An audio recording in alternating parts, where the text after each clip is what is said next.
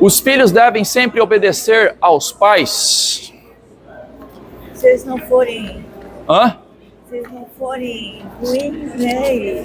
Hã? Como é que se não for o quê? Se eles forem como Deus quer. Isso. Se eles forem pais como Deus quer, né? Tá, então se eles forem pais que fazem a vontade de Deus...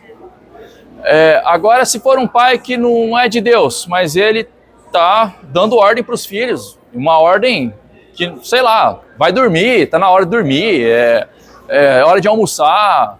Você acha que pelo pai e a mãe não serem de Deus, não serem pessoas crentes ou cristãs, aí você não precisa obedecer? Hã? Aí tem que obedecer, claro que tem que obedecer. Tem que obedecer, né? Tem que obedecer.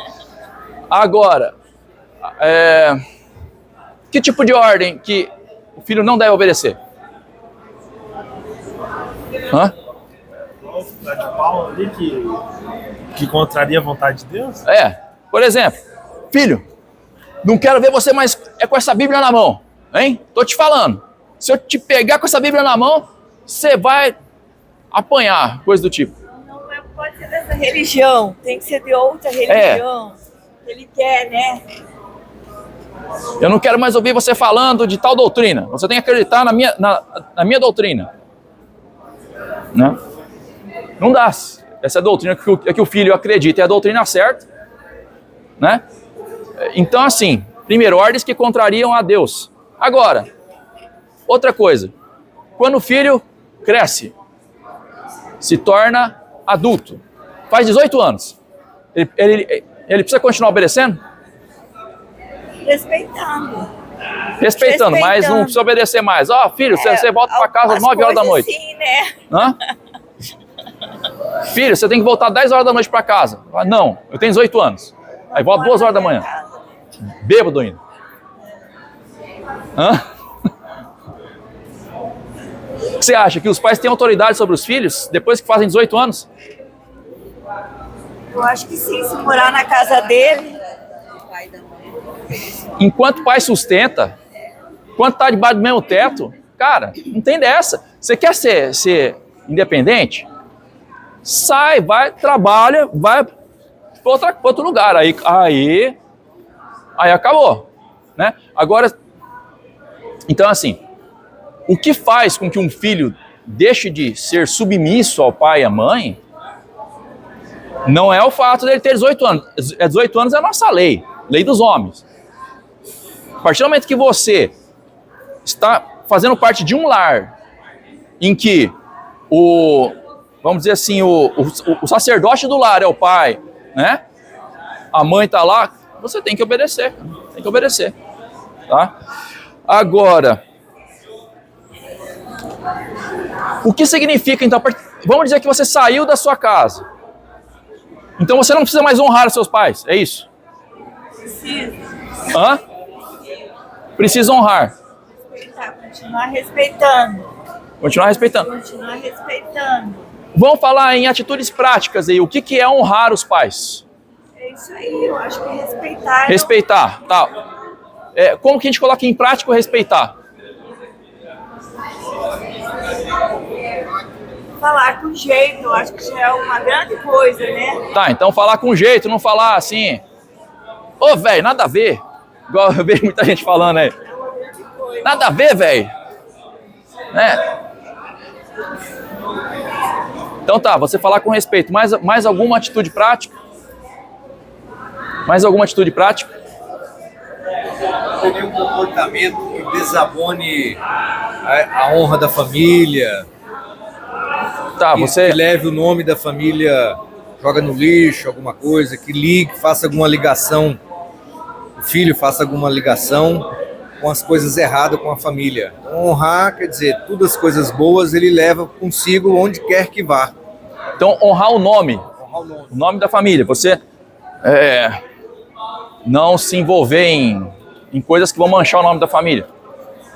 Faz parte, com certeza. Mais alguém? Quer falar alguma coisa aí, Naka? Você estuda a lição aí, você tem coisa para falar aí. Tá, a primeira coisa... Quer falar, Saul? Aí, Saul, pode falar. Pode falando. Eu ouvi um comentário muito interessante da lição, que esse honrar tem a ver também com o cuidado que você vai ter com seus pais quando eles tiverem mais idade, quando eles não estiverem trabalhando, você tem que cuidar deles, sustentá-los, ajudá-los em tudo que for necessário, até a morte deles. Isso que você falou, Saul, tem tudo a ver, por quê? Jesus critica os fariseus em um determinado momento, porque os fariseus tinham uma lei deles lá, que se o filho pegasse o dinheiro que ele tinha e levasse no templo, ele ficava desobrigado de cuidar dos pais. Muitas vezes a mãe e o pai passando necessidade, mas fala, não, eu levei o dinheiro que eu ia dar para eles no templo, acabou, não tenho mais obrigação nenhuma. E Jesus fala, ó, você deixou de honrar seu pai e sua mãe quando você fez isso. Então, assim, de acordo com a regra de Jesus, quando nossos filhos são pequenos, assim, igual a Liz, nós somos responsáveis por eles. A partir do momento que eu fico incapacitado de cuidar de mim mesmo, a Liz é responsável por mim. Tá? Então, nós temos que retribuir o que os nossos pais fizeram por nós quando nós éramos crianças. Nós somos obrigados diante de Deus isso. Tá? De acordo com a teologia de Jesus. Tá? Ou seja, de acordo com a vontade de Deus. Tá? Agora, vamos ler o texto que a gente não leu ainda. Efésios 6, 1 a 3.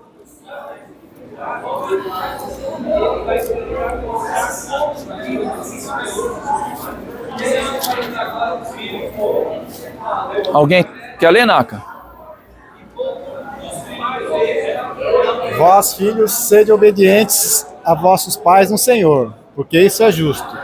Honra teu pai e a tua mãe, que é o primeiro mandamento com promessa, para que te vá bem e vivas muito tempo sobre a terra. Tá. Por quê? Por que honrar o pai e mãe te dá mais longevidade? Que fala, né, que para que você viva muito mais sobre a terra. Por que honrar pai e mãe nos dá mais longevidade? Promessa, né? Que é um mandamento com a promessa de Jesus, isso, uma ordem de Deus. Ele fala, Jesus fala, ó, honra teu pai e tua mãe para que te prolongue os teus dias sobre a terra. Próspero. Por quê? Por que honrar pai e mãe vai prolongar nossos dias sobre a terra? Que tem a ver? Os pais sabem mais que a gente. Mais alguém? Você quer falar? Pode ir falando aí, que ela vai com o microfone, mas pode ir falando aí, vai lá. Ela vai lá. Porque, logicamente, os pais representam Deus na terra. Deus é o nosso pai. E a gente tem o nosso pai e a nossa mãe. Então eles deveriam mostrar o caminho de Deus para nós. Então seriam os representantes de Deus na terra para nós, como guias, né? Mas quando eles não são, a gente parte para o lado de Deus, mesmo o pai. Tem uns exemplos na Bíblia, por exemplo, de um rei lá, que ele vinha de uma sequência de reis maus, né? Uhum. E ele seria o rei bom. Aí a Bíblia fala assim, ele seguiu conforme seu pai Davi. Mas o pai dele não era Davi, era outro. Sim. Então ele pegou o exemplo bom e seguiu. Era um parente mais longínquo que ele tinha, mas era o exemplo bom. Então é essa sequência que a gente deve seguir, sempre o exemplo bom. Mas sempre honrando os pais do jeito que eles são. Inclusive, talvez Deus tenha nos feito cristãos para levar eles a Deus. Se eles não conseguem nos levar a Deus, que a gente leve eles a Deus. Esse exemplo que você usou aí é muito bom. Os reis de Israel, né? Quando um rei de Judá fazia o que era bom, eles falavam igual Davi, seu pai. Então, eles seguiam o exemplo, esses reis bons, eles seguiam o exemplo de Davi. E o que acontecia? Muitos deles viviam bastante e viviam bem. Tinha uma vida boa. Uma vida boa, não estou falando de riqueza, não. Tinha uma vida espiritualmente boa, eles tinham paz, né? Salomão, ele começou a ter problema quando ele começou a se desviar dos caminhos de Davi, seu pai. Agora, quando os reis faziam o que era mal, falava igual Jeroboão, filho de Nebate, que fez não sei o que, tal. Então o que acontece? A gente via às vezes reis de Israel que vivia, começava a reinar, havia 3 meses, era assassinado, aí vinha outro, um ano e era assassinado. Então assim, você não andar nos caminhos de Deus vai te trazer problemas. O maior problema não é você morrer, porque às vezes até o cristão, hoje, né, a gente vê, por exemplo, os mártires, eles morreram por Jesus, mas eles vão ter a vida eterna. Quando você leva para um aspecto temporal eterno, você vê a diferença da longevidade, né? Daquela pessoa que está no caminho de Deus e não está. Agora, completando, né? Eu acredito que o honrar pai e mãe, ele está falando dos pais cristãos, principalmente, que nós devemos honrar os pais cristãos, mas também eu acho que inclui pais que não são cristãos aí. Porque o que acontece? Quando você tem pais cristãos, eu, por exemplo, eu estou com 46 anos de idade. O que eu já não bati a cabeça desde que eu me tornei cristão, tentando compreender algumas coisas, como viver, e eu vivia de um jeito, às vezes chegava a ser legalista, fanático, e muitas vezes aí eu ia para o liberalismo, já começava a fazer coisa que não podia fazer. Então você achar aí o caminho estreito no cristianismo, na sua relação com Deus, não é algo fácil. Agora eu chego, tento passar para minha filha, velho, nada a ver. O que vai acontecer? Ela vai bater cabeça também. Vai bater cabeça. Não adianta vir com a Bíblia, que é a nossa livro de instrução, né? Não adianta. Ele tem que bater a cabeça para aprender. O ser humano é assim. Mas se você seguir o 5º mandamento, você não vai bater menos cabeça. Porque você vai seguir os conselhos dos seus pais. E aí você vai ter uma vida melhor. Quando a mãe e o pai falam para a filha, esse fulano aí não é bom para você casar, vai te dar problema. Aí a filha vai, não, eu amo, mas eu amo, a gente não manda no coração, sabe aquela história? Aquela história, a gente não manda no coração, tal. Beleza. Aí vai lá e casa. Aí começa a apanhar do marido, né? O marido volta bêbado. Às vezes, né, a pessoa vai na igreja, para de ir por causa do marido. O que acontece? Geralmente os pais, eles sabem mais que os filhos, cara. Eles viveram mais, eles bateram cabeça, eles sabem mais. Tá? Agora, uma outra coisa, antes de entrar nisso, os pais não cristãos. Também é interessante é importante os filhos obedecerem? Claro que é. Nas ordens que não contrariam a Bíblia, a palavra de Deus. Por quê? Porque mesmo os pais não cristãos, eles têm uma bagagem de conhecimento que os filhos não têm. Por exemplo, os pais cristãos sabem que você se envolver com drogas é algo ruim, né? E os filhos se envolvem com drogas, às vezes não tem experiência com isso, não segue o conselho dos pais. O que acontece? Para se livrar depois que você viciou em droga, cara, é quase impossível. Quase impossível, né? Então, assim, os pais não cristãos, eles sabem mais do que os filhos. Então, a gente deve honrar os dois como filhos, né? Agora, obedecer é somente enquanto estiver na mesma casa, tá? Obedecer. Agora, outra coisa. Por que o honrar pai e mãe também traz longevidade? Porque, se você não honra seu pai e sua mãe, sinto muito, mas você é a pessoa mais ingrata da face da terra. Alguém que te carregou na barriga. Cara, hoje eu vejo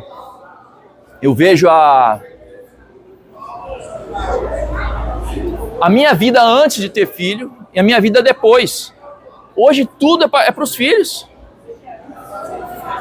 Você não tem mais assim, vamos, sei lá, fazer uma viagem para não sei onde, eu e você, com a esposa. Não existe isso mais. Não existe. Tudo é com os filhos. Aí você chega, você foi, vamos viajar para a praia. Você chega lá, é tudo, vamos colocar roupa no filho, depois volta, vamos lavar, vamos trocar de roupa, e aí, mãe, eu quero isso, pai, eu quero isso. Tá. Você não tem aquele negócio de sentar aqui, relaxar, vamos ficar olhando a praia. Não tem isso, não existe. Não existe, gente. E aí, assim, aí o filho chega assim e fala, pai, eu não pedi para nascer, a mãe não pediu para nascer. Você é a pessoa mais ingrata da face da terra. Até aquele pai e mãe que é ruim demais, pelo menos a mãe carregou você na barriga 9 meses, que é algo bem difícil de se fazer. Então, assim, se você é uma pessoa ingrata, você com certeza vai ter uma vida infeliz.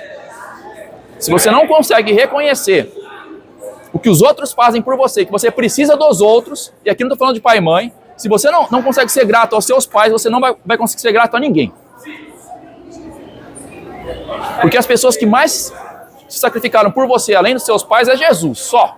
O resto, se você não consegue ser grato a eles, sinto muito. Você você não consegue ser grato a ninguém, e uma pessoa que vive sem gratidão, ela vai ser infeliz. Porque ela vai achar que ela é autossuficiente, que ela pode tudo sozinha. E esse tipo de gente, infelizmente, ela é infeliz. Eles são infelizes, tá?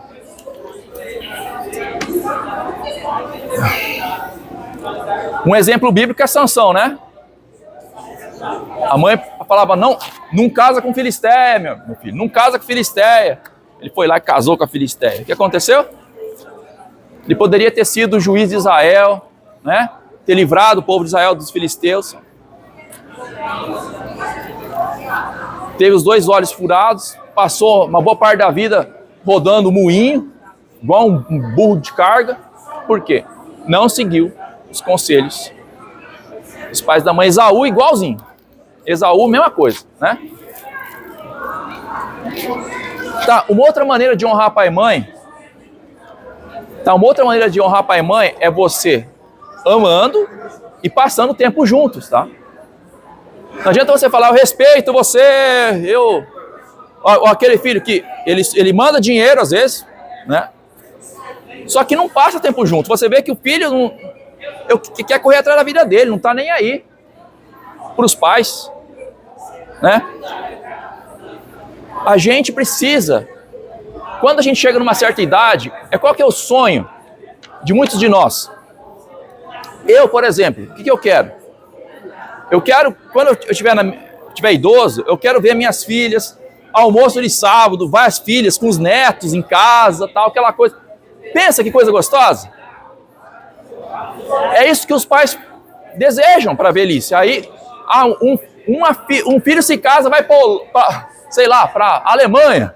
O outro vai para não sei onde lá, deixa os pais sozinhos. Vem visitar uma vez a cada 5 anos. Ao meu ver, você está desonrando, tá? Essa é uma opinião minha, tá bom? Isso aí eu já não posso afirmar, é isso. Mas ao meu ver, você está desonrando quando você faz isso.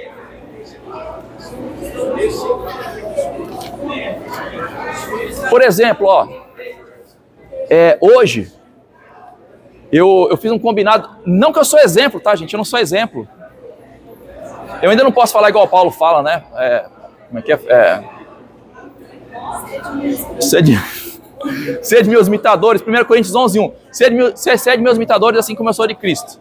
Eu quero ser esse exemplo, eu busco todo dia. Mas assim, hoje eu combinei com meu pai, todas as terças-feiras a gente, pelo Skype, a gente conversa, bate um papo. Meu pai mora em São Paulo.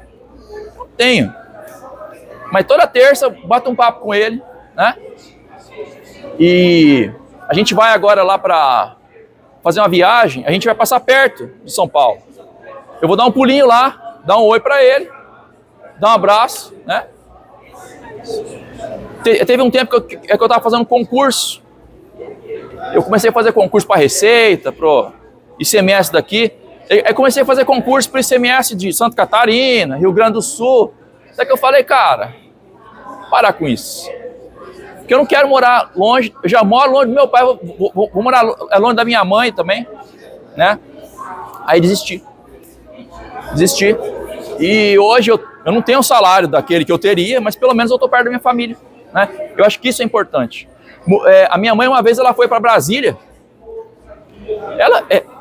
Ela pode falar sobre isso. Ela ganhava mais lá, só que não compensava. Viver longe da sua família, sabe? Não compensa. Então, você estar perto dos seus pais é uma maneira de você honrar também. Tá?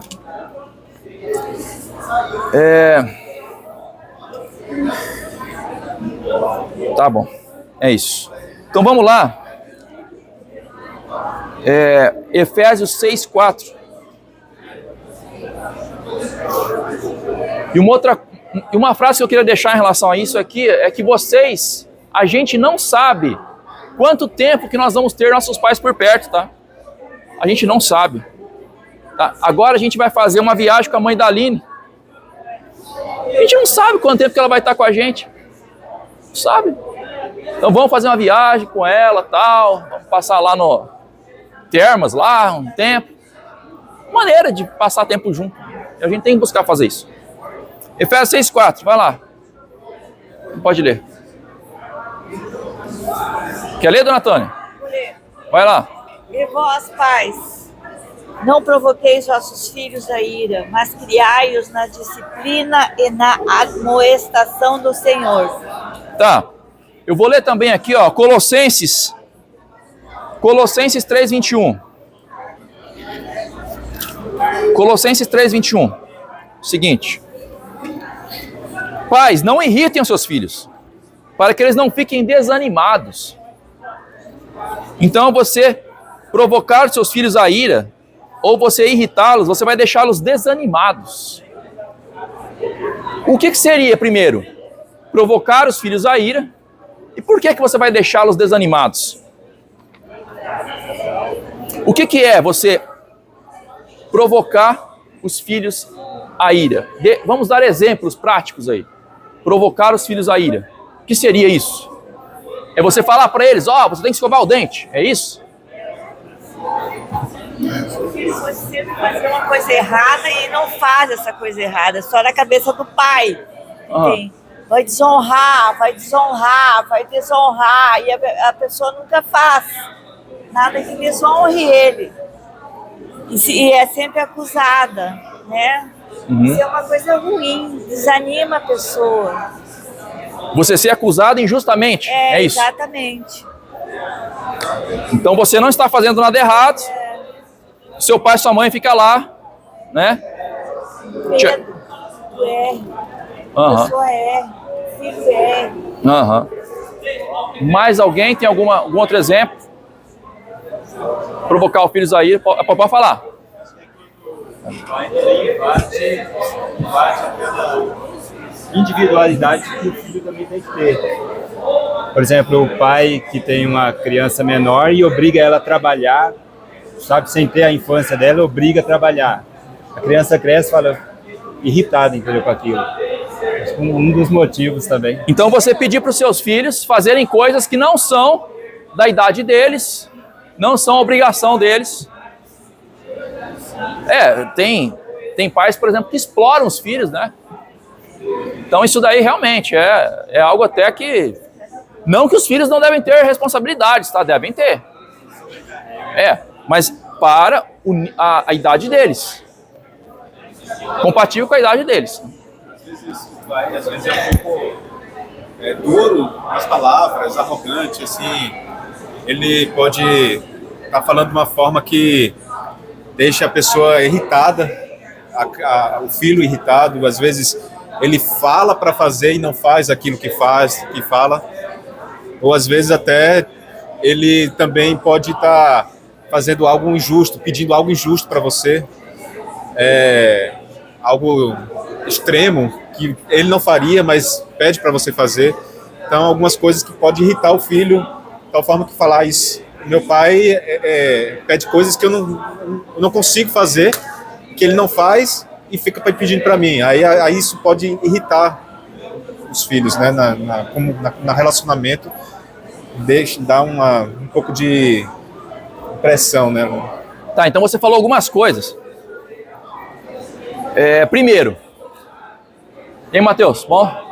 Primeiro, a maneira de você falar, tá? Aquelas mães e pais que estão sempre, ô moleque, não sei o que, tá, faz tal, vem almoçar, sabe? Não fala normal com o filho, não fala carinhoso, só fala gritando. E aí o filho, ele começa a pensar, será que a vida é assim? Todo mundo gritando comigo? Ele até... Hã? Implicância em excesso, né? Implicar demais com a criança ou com o adolescente. Então, assim, qualquer coisa já é motivo para estar gritando.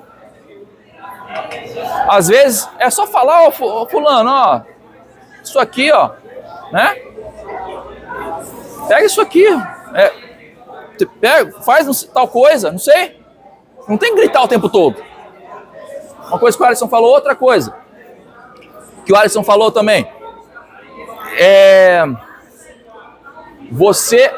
Aquele faça o que eu falo, não faça o que eu faço. Isso não existe, tá? Você exigir que o seu filho, por exemplo, seja religioso, ou, você tem que seguir a palavra de Deus, sendo que você mente mais que, sei lá, você é uma pessoa mentirosa em casa. Aí o filho fala, pô, a Bíblia fala para não mentir. E a minha mãe e meu pai ficam falando para eu seguir a Bíblia, sendo que ela não segue, sendo que ele não segue. O filho vai ficar com raiva de você e com raiva da Bíblia também. Então você é uma pessoa incoerente. Incoerente. Tá?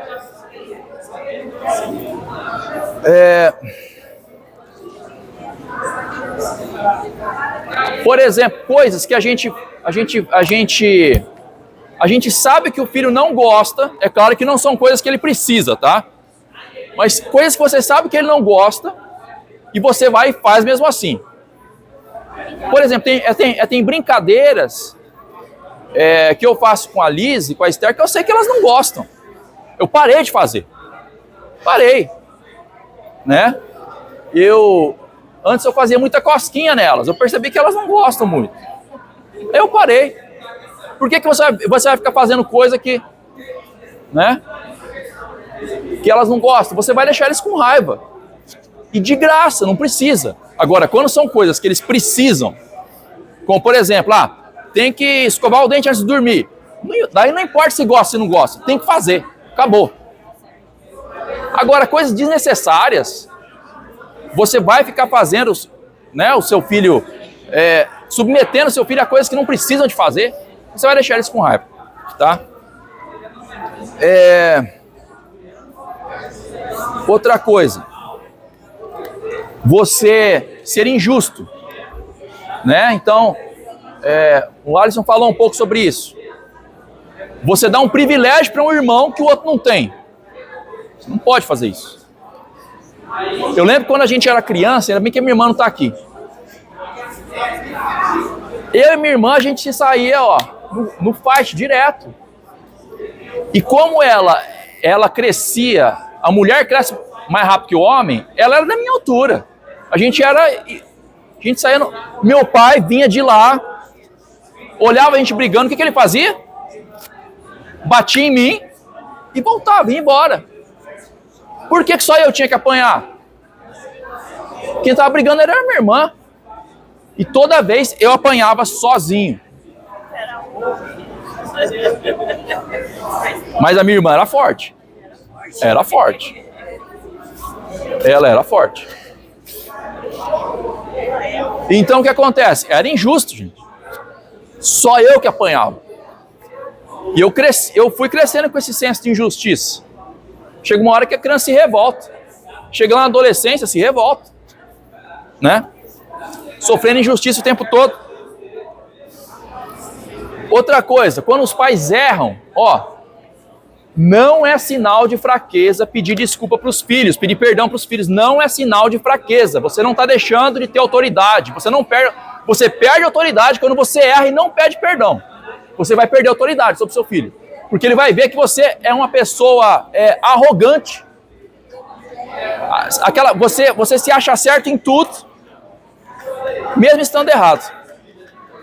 Concorda comigo? É isso mesmo, né? Cobra do seu pai depois.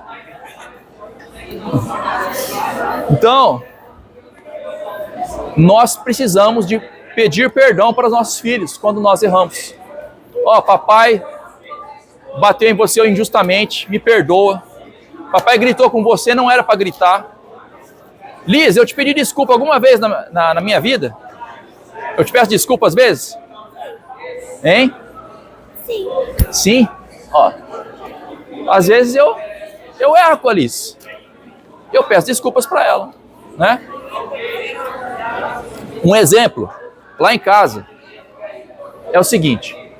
Às vezes eu tô com muita pressa e chega na hora do banho. Dá 8 horas que eu vou levar as crianças para dar banho. Aí, às vezes, estou com muita pressa, eu pego, vão tomar banho, cato elas assim, não importa o que elas estão fazendo, leva pro banho assim, vai chorando já, e chega lá. Quase sempre quando eu faço isso, vai chorando pro banho. Agora, eu já experimentei fazer diferente. Como que eu faço às vezes? Eu vou com carinho. Fala assim, meu amor, vamos tomar banho? Vamos tomar banho com o papai? Como que você gosta mais, Liz? Que eu chego assim, vamos tomar banho? Ou que eu chego assim, meu amor, vamos tomar banho? Papai te leva lá, vamos? Qual jeito você prefere mais, Liz?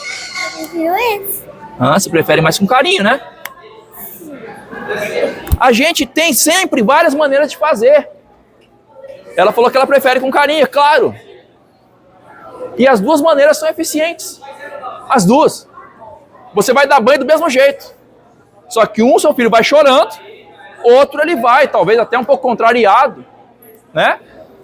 Mas ele vai mais feliz do que se você tivesse simplesmente catado ele, vamos, né? Ou dado um gritão, vamos tomar banho agora! A criança, né?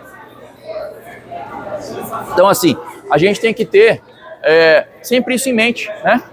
Isso seria provocar seus filhos a ira, de acordo com a minha opinião, né? Isso deixa o filho, então, como Paulo diz, desanimado. A criança vai ficar desanimada. Pai sempre gritando com a gente, mãe fazendo injustiça o tempo todo. O filho vai ficar como? Desanimado, certo? Desanimado. Quer falar alguma coisa, Naka? Contribuir aí? Outra coisa que a gente... Quer falar para todo mundo aí que só eu tô ouvindo? Outra coisa que é difícil é a gente não ser chato com os filhos, né? Mesmo quando é para falar assim, filha, você tem que ir à igreja, você tem que orar, você tem que... né? A gente tem que buscar sempre aprender, ter didática, ter forma de falar. Senão a criança vai achando chato, no meu caso, que a Flávia não vem à igreja, não é da igreja. Eu já me peguei assim muito, né? Sendo repetitivo, chato, e não tem jeito, você tem que buscar didática, tem que buscar meios de falar, ser agradável ao mesmo tempo, né?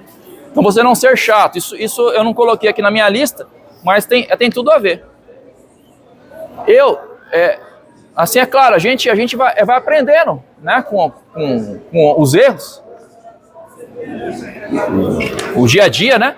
Mas chegou um tempo que, quando eu morava com a minha mãe, que ela tinha um jeito de falar que eu já não suportava mais. Ela tinha um jeito de falar que ela chegava assim, porque não sei o que, não sei o que. Eu já parece assim que alguém estava me batendo. Eu queria sair correndo.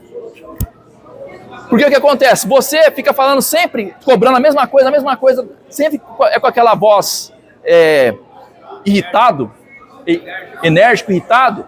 A criança, ela começa a não prestar atenção mais no que você está falando, mas só no tom da sua voz.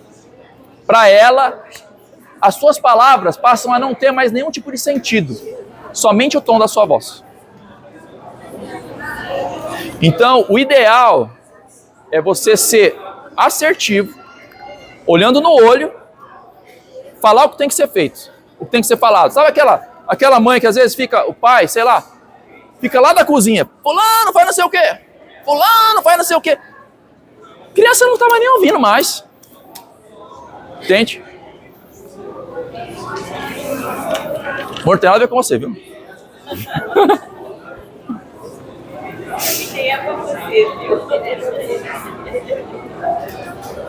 Outra coisa que a gente tem que fazer pelos nossos filhos, ó. Tem muitas vezes que a gente tem que levar nossos filhos a fazer algo por força. Às vezes, pelo carinho, a criança não faz, mesmo assim, não tem jeito. Também eu não quero aqui pregar um mundo utópico em que sempre que você falar com amor, a criança vai obedecer. Não vai, vai ter vezes que não vai. Nesse caso, você tem que fazer o quê? Ó, vai ter uma consequência. Se você não fizer isso, vai ter essa consequência. Caso você fale e ela fazer mesmo assim, a consequência tem que existir. Você não pode ter misericórdia nesse caso. Se você falar, ó, e aqui eu não quero entrar na discussão se pode bater, se não pode bater, isso aí, ó, é uma discussão sem fim, totalmente sem fim. Se você falar que você vai bater, se ela, por exemplo, gritar com você, e ela grita, você tem que bater. Você não pode ameaçar, falar que vai ter uma consequência e não ter. Então não fala que vai bater. Fala que vai deixar de castigo, fala que vai deixar sem televisão, fala que vai deixar sem tablet, sei lá, se seu filho usa tablet, entendeu? Tem limite. Hã? Tem limite. E você tem que cumprir o que você promete. Isso é importantíssimo, tá? E outra coisa, depois, né? Você tem que orar pelos seus filhos, gente. Se você não ora pelos seus filhos, não adianta nada que eu tô falando. Isso quer dizer que você está tentando resolver com as suas forças. Então, sem Deus, o melhor que você pode conseguir é filhos educados. Mas filhos espirituais, não. Você não vai conseguir. Tá? Então vamos lá. Vamos mudar de assunto faltando 9 minutos. É difícil. Mas vamos lá. Efésios 6, 5 a 9. Efésios 6, 5 a 9. 6, 5 a 9. Quer ler, dona Tânia? Vai lá, pode ler. Quanto a vós outros, Diz. servos, obedecei a vosso Senhor segundo a carne, com temor e tremor, na sinceridade do vosso coração, como a Cristo, não servindo à vista como para agradar a homens, mas como servos de Cristo, fazendo de coração a vontade de Deus. A 9. É o 9. Servindo de boa vontade, como ao Senhor e não como a homens, certos de cada um, se fizer alguma coisa boa, receberá isso outra vez o Senhor, quer seja servo, quer seja livre, E vós, senhores, de igual modo, procedei para com eles, deixando as ameaças, sabendo que o Senhor, tanto deles como nosso, vosso, está nos céus e que para ele não há acepção de pessoas. Tá. Vamos lá. Por que a Bíblia não falou assim, ó? Porque ela está falando para os servos, essa palavra aqui, ela está mais para escravo do que para servo, tá? Por que a Bíblia não falou assim? Não tenham escravos, é errado. Liberte todos os seus escravos. Podia ter falado assim. Mas não é engraçado isso, né? Chama a atenção da gente. Cristãos, lutem contra a escravatura. Por que a Bíblia não falou isso?